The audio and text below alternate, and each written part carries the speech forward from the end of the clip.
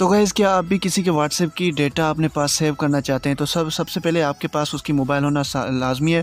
तो आपने सिर्फ एक काम करना है, सिर्फ 1 सेकंड का काम करना है। उसके बाद उसकी सारी डेटा A to Z जो भी कन्वर्सेशन होगी, भले 100 कन्वर्सेशन या कितनी भी हो, आपके पास सेव हो जाएंगी।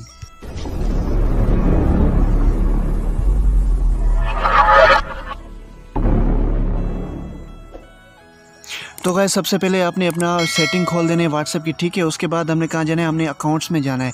तो जैसे ही हम अकाउंट्स में क्लिक करेंगे तो हमारे पास सेकंड लास्ट ऑप्शन आ रहा है रिक्वेस्ट अकाउंट इन्फो। तो हमने यहाँ पे इसको क्लिक कर देना है। इसको क्लिक करने के बाद हमने यहाँ पे देख सकते हैं, इसको आप रीड आउट कर लें। उसके बाद हमने रिक्वेस्ट रिपोर्ट पर क्लिक कर देना है।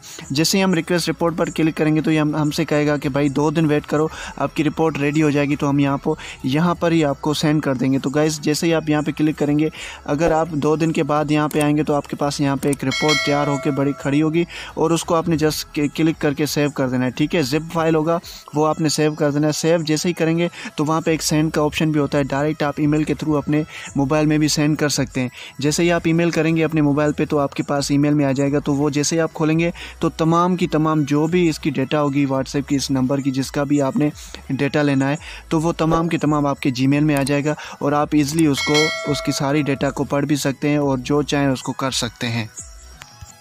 तो दोस्तों अगर आपने हमारा YouTube चैनल सब्सक्राइब नहीं किया तो यहाँ पे क्लिक करके सब्सक्राइब कर लीजिए और साथ ही साथ में बेल आइकन पर भी प्रेस कर लीजिए ताकि हमारी अपकमिंग वीडियोस की नोटिफिकेशन आप तक पहुँच सकें।